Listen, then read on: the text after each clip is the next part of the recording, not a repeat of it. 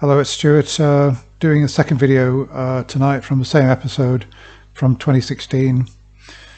And this is Aziz, a Muslim calling in from Saudi Arabia. I've missed out the first, 15 minutes of the call. I've got to the best part of it.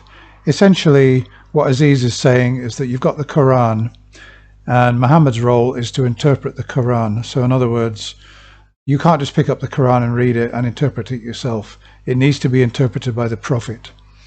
And apparently Muhammad has left behind his interpretation, and that apparently is the correct interpretation that we've all got to follow. So Matt has said he's quoted from the Quran, the part where it says that if there are those who convert to Islam and they subsequently deconvert and become apostates, they're to be slain. And it says this quite clearly.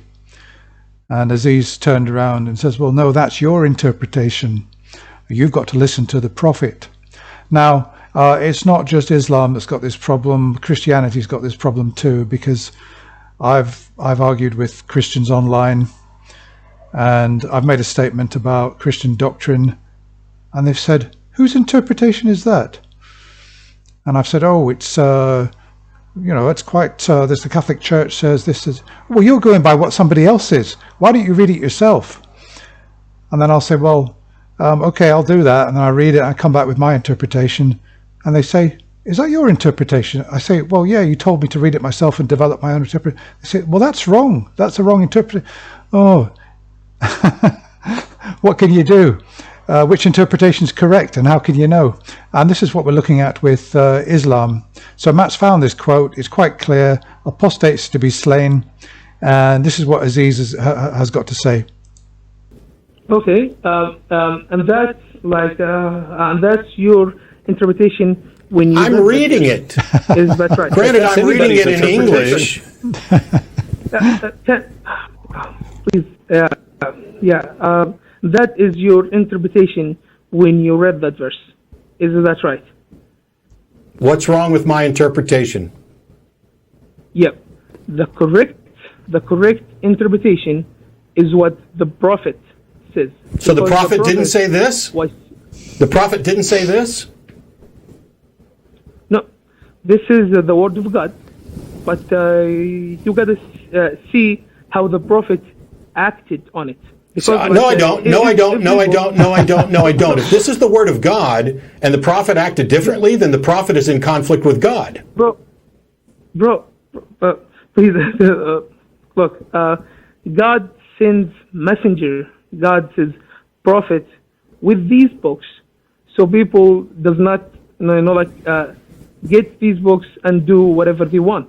This isn't saying do whatever you want. This is saying kill apostates. Okay, if you made a book, okay? Yeah. If you made a book, and someone just took one line from that book, and that line was like saying, if someone doesn't believe. So if I read the next one, does it tell me that the last one was wrong and that I should interpret it a different way? No. Did you see that when Don was speaking? It was ever so subtle. There was a little gesture from Matt there, which actually meant shut up. I would not write a book that says kill people who don't believe. There's no way.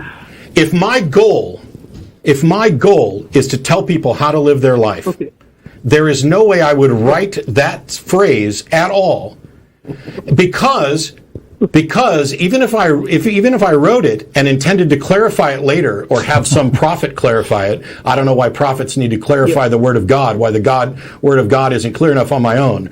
But if I'm God and I write a passage that says, if anybody believes... There was a bit of a Freudian slip there. I don't know if you saw it, but Matt was talking about if God has written something clearly and he's written it on my own.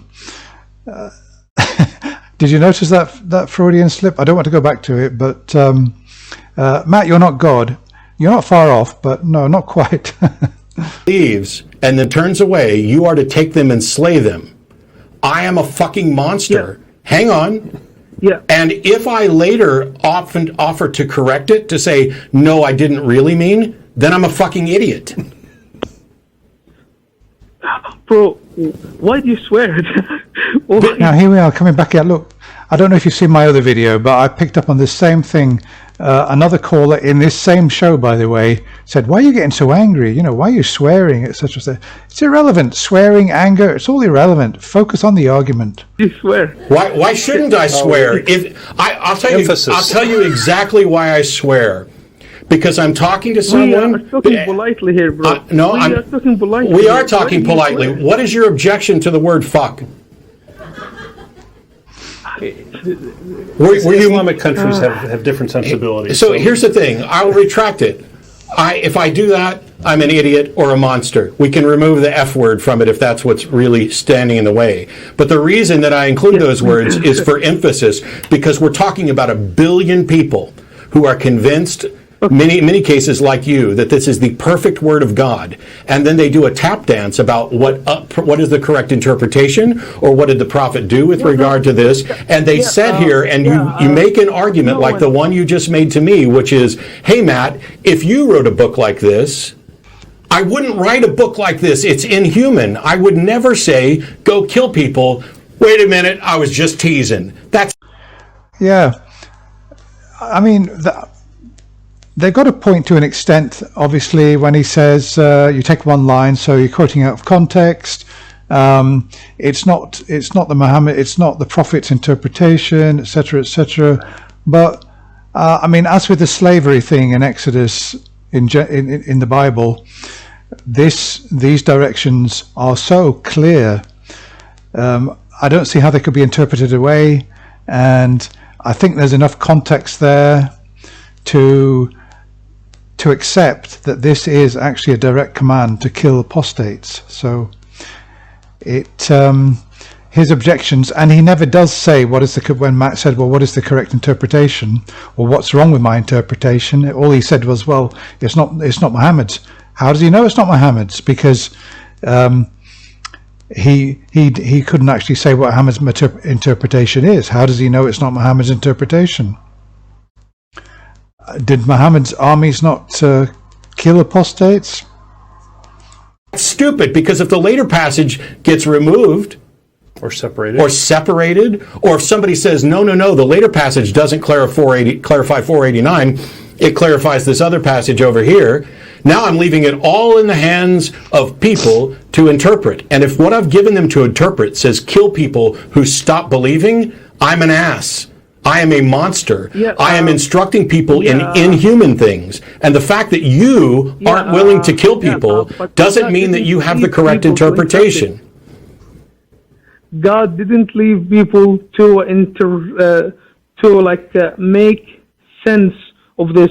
Did God write that passage? He sent a prophet to enforce How do you know that? These laws. How do you know that? And what kind of God says that passage and then sends a prophet to correct it? No, he didn't send a prophet to correct it, like Moses. So it hasn't been corrected? Like Jesus. Has that passage been corrected? Let me complete my sentence, man. Did God write that passage? Yes. And is that passage good as it stands? Did you read the whole chapter? Yes, I'm looking at this one here. This passage 489. Is it good as it stands? You just read a couple of verses. Correct. And you interrupted. So these were put in order by length. So are we talking about the original order, or are we talking about the one that's just slightly longer or slightly shorter than this one? It doesn't matter what the rest of the passage says, unless something in the rest of the passage says, ignore 489. No. Man, I just want to tell you this last thing, because are you going to answer any questions, or are you just going to tell me one last thing? Did God write that? You are not allowing me. He did. He said he did. Yes. Okay. Yes. Is it good? Yes. And does it instruct you to kill non-believers? No. Then you're a liar. Why? Because it says, if they turn their backs, take them and slay them wherever you find them. That is an instruction to kill non-believers. At any time, right? I don't care. I don't care if he only meant to do it on Tuesdays or do it once every 50 years. It gives you an instruction to kill non-believers, doesn't it? No. Does that passage, that is the Aziz, does that passage... You are not allowing me to finish any sentence. Aziz, does that passage say to slay non-believers? In what time? Okay, now we're on to something, because you're acknowledging that it says slay the non-believers, right? Yes, in what time? I don't care what time. I don't care if it was 500 years ago or last Tuesday or last week. It says, does it not slay non-believers, right? So, right. Did they right? just tell them? Why can't you be honest about what your book says when I'm looking right at it? Yeah. You are not. Does Allah want you to lie on His behalf? No. Then does that passage instruct someone at some time to slay non-believers because they are non-believers?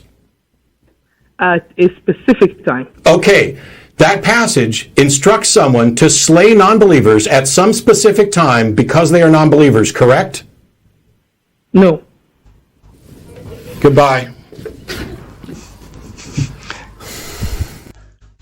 Yeah, so that's how it ended up. Obviously, he is a liar because he said, or at least he implied, that the book instructs that apostates should be slain at a particular time. And Matt just put that to him and said, is it true that it says this? And he said no. So I've found this debating Muslims myself. I actually think that haggling over the meaning of the Quran with them is a waste of time. A far better approach is to say, first demonstrate to me the existence of your God, then demonstrate to me that God wrote the Quran, then we can talk about the Quran. Because they will just dance around, they will say, it's a wrong interpretation. You should listen to the Prophet Muhammad. Well, what did Muhammad say? Muhammad told the truth. He said what the interpretation is. He was instructed by God. We're not supposed to read the Quran without the instruction of the Prophet Muhammad. So, worse than Christians, worse debating Muslims than Christians, I must admit. They are just so way out there. The vast majority of the vast majority.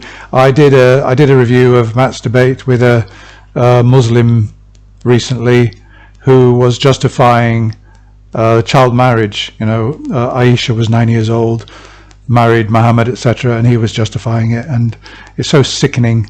Islam is a vile religion, and the world would be better off without Islam. The world would be better off without Christianity as well, in my opinion. But Islam is even worse. At least I'd rather live in a Christian world than the hell of a Muslim world. Well, I expect that a jeep will roll up outside my flat, and there'll be Muslims waving machine guns and firing at my window. Now that I've said that, but no, I don't care. I will speak my mind on this. Islam is probably the worst and most vile religion on earth. Okay, that's all for now, guys. I'll be back again with another video very soon. Thanks for watching.